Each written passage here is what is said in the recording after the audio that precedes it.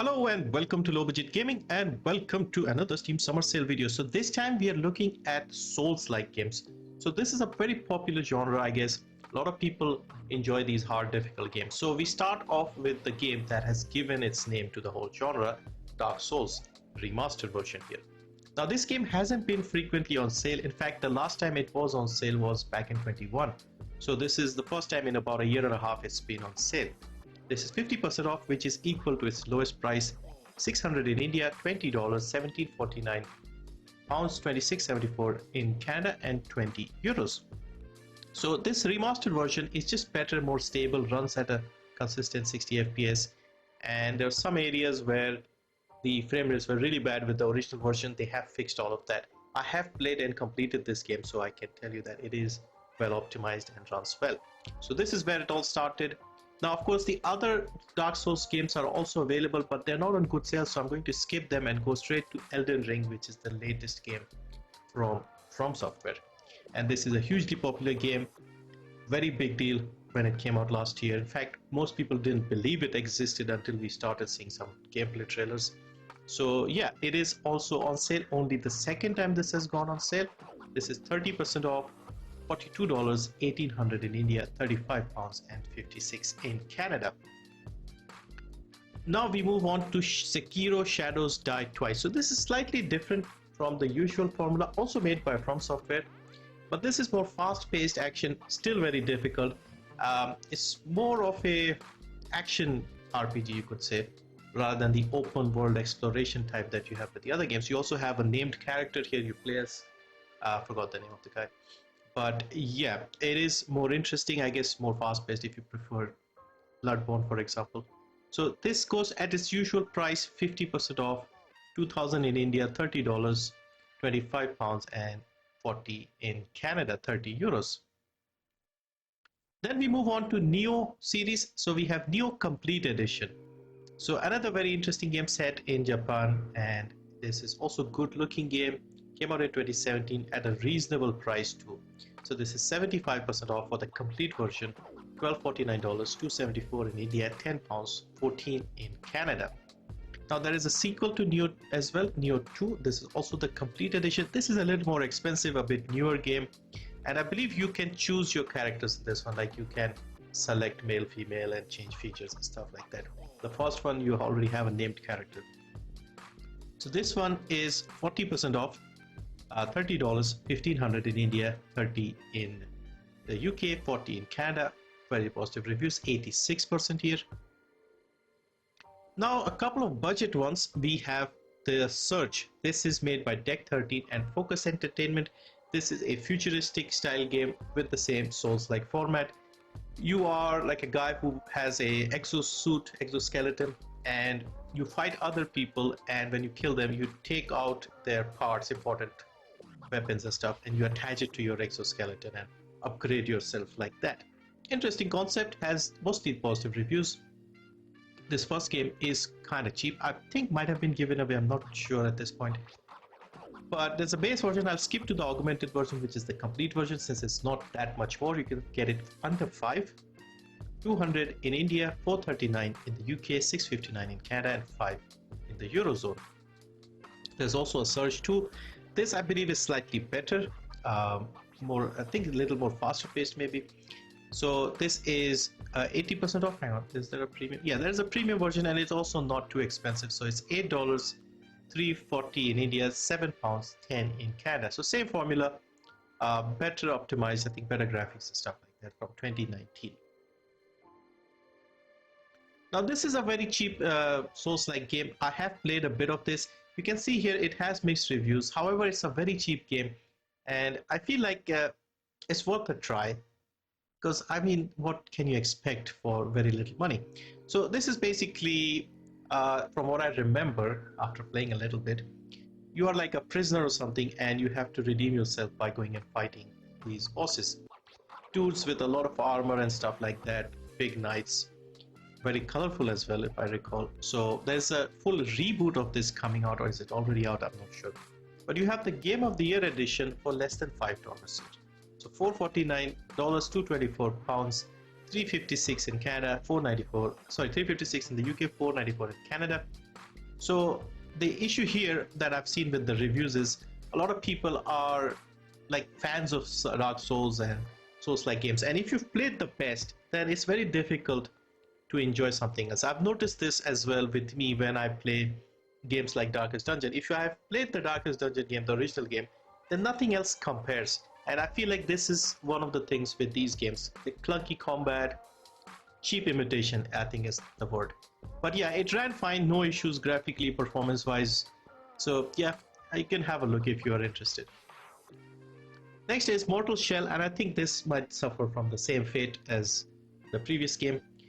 They had one or two interesting concepts. You can sort of possess different shells, like mortal shells, which give you different abilities and stuff.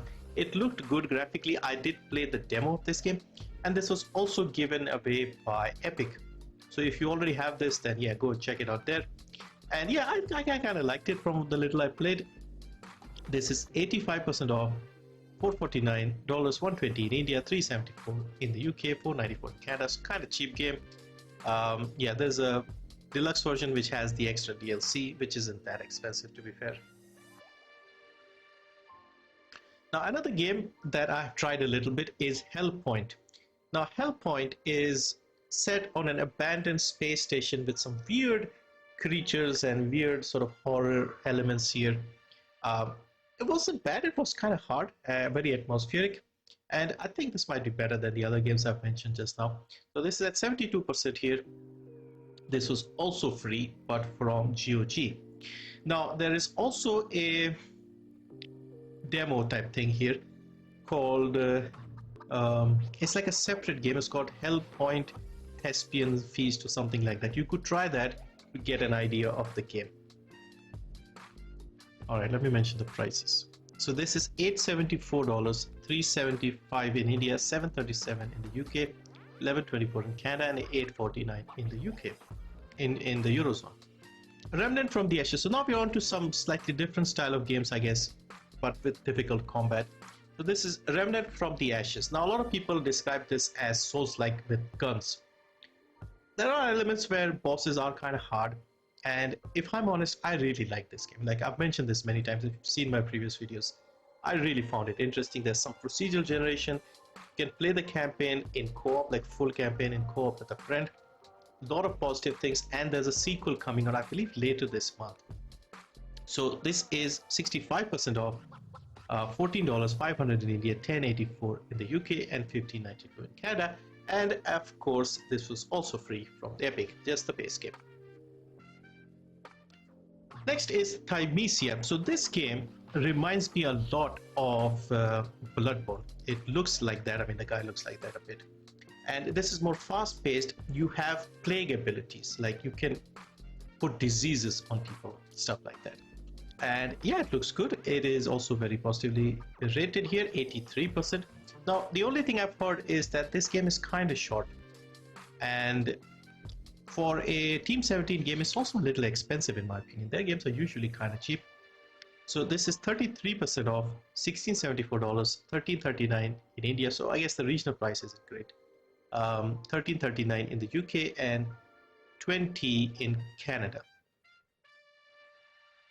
Next is Tales of Iron. So I have played this game, I've enjoyed this game, and I don't know, sometimes I feel a bit weird calling these Souls-like.